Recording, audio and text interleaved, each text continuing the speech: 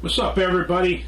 I thought I'd go through some things about scouting cameras today and take a few minutes to explain what I like about certain cameras and so forth, the positive and negative things about specific types of cameras. And I've always said, you know, scouting cameras are pretty much a sport in and of themselves. They're great for use to find deer and learn more about deer and bears and other wildlife and so forth, but they're also just plain fun. And so over the years, I've been using cameras for almost 20 years, which means that I would go all the way back to when the cameras were like this big and they had 35 millimeter film in them, and you rolled up the film in them, and then you waited till the film was full, and then you took it to a place to get it developed or send it off to get developed, which might take a few days. I would drive about an hour to the nearest Walmart, and then I'd stand there for the 1 hour developing, and then you know, I'd look at my 36 pictures, and you'd have the prints, and you'd throw about 90% of them away. Well,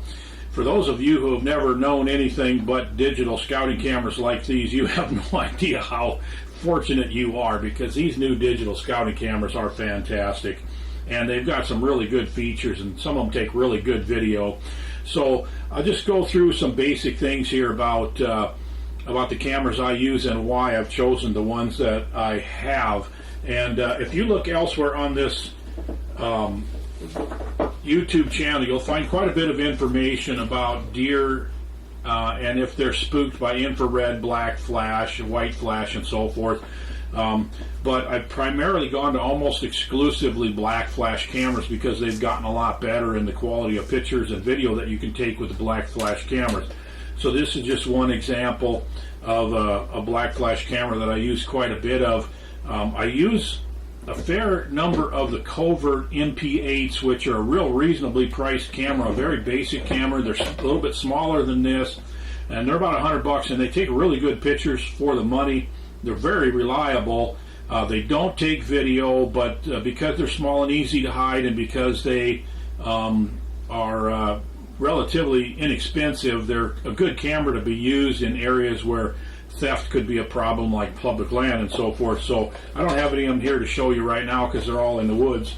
They're all being used. But other things that I like to use, and here's something that's really cool.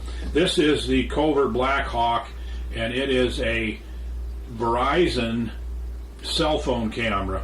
Now, there's been a lot of advancements in the cell phone cameras. I've got another Black Hawk that's I think 3 years old now, and it's out in position right now and texting me photos as it takes them. You can set it so it either texts you or emails you pictures, and it'll send a low resolution picture, but then it also saves a high resolution picture on the SD card on the camera. And these are pretty cool. Now, of course, they're a little bit spendy to buy them. It's only about $15 a month to get a plan for them. It used to be when cell phone cameras first came out, you had to actually have its own phone number and an own plan for each camera, but that's no longer the case now. It's much better. Covert's got this $15 a month plan. They're not a camera that you want to put in a place where it might be prone to somebody walking off with it because of the cost of it. Of course, you're going to have a picture of them, so if it's in a place where maybe you could get out there and waylay them or call the police. I've actually known people who have caught trespassers with these cameras and had the cops get there before the trespassers even got off the property. So there's a lot of value in these, not just for learning more about deer, having instant quality pictures sent to you, but also for you know, security, I guess is the right word for it. Another thing that I have started using these for, two things actually. One of them is that you can set them, say you can set them where you are expecting the deer to come from when you're hunting. For example, if you want to set this camera right near a bedding area, then you don't have to go into the bedding area, but you could be sitting in a tree stand and a buck walks by this.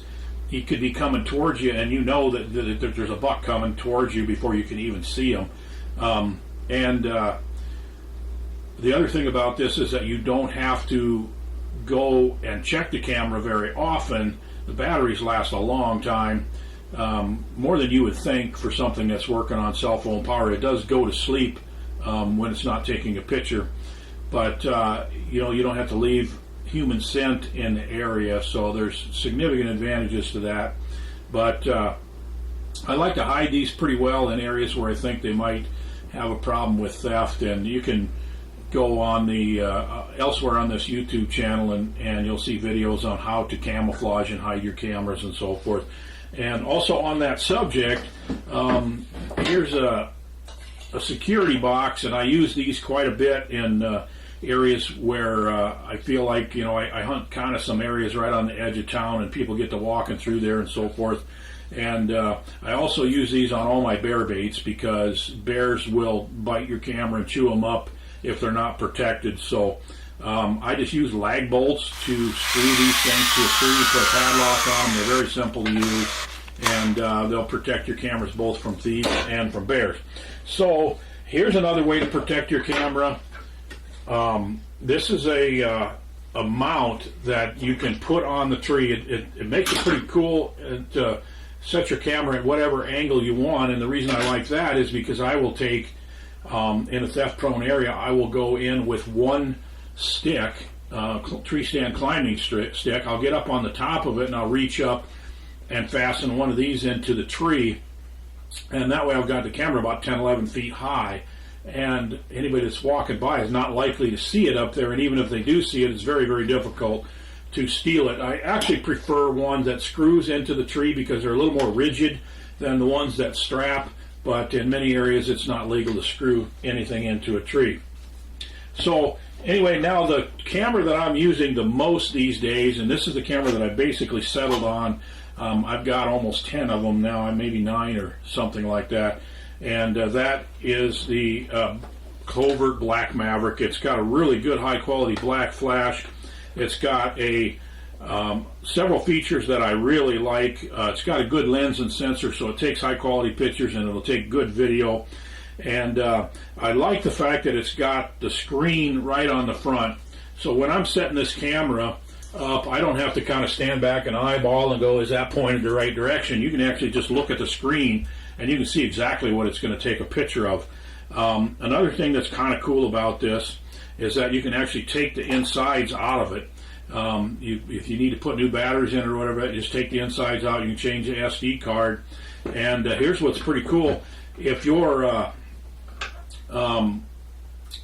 if you're worried about some of your cameras when you're checking, they're not, maybe the battery's going to be going dead or whatever, you could take and I just carry one of these with me, just the inside part, and then I just go to the tree, and if I find that maybe the camera's not working or it's just the batteries are going dead or whatever, I've got another one to snap it into place, and you're rolling again. So that's the camera that I like the most, and I use them all the time. I'm using more and more of them, and I'm really sold on this particular camera. I just haven't had any trouble with them, and I like the quality of the videos that they take. I use them both for bear and for deer hunting and just for recreation, getting pictures of other animals and so forth. That's the Covert Black Maverick. So that's basically a rundown of the cameras that I use. Now, a couple other things. If you're taking video and so forth, you want to use a good quality SD card and probably use 8 to 16 gigs depending on how often you're checking the cameras, because the video, it eats up a lot more of your card than just the photos would. Another thing is buying batteries in bulk. You can buy these batteries at Costco. They're Kirkland batteries because they're sold at Costco. The only thing different between this and a Duracell battery is the label.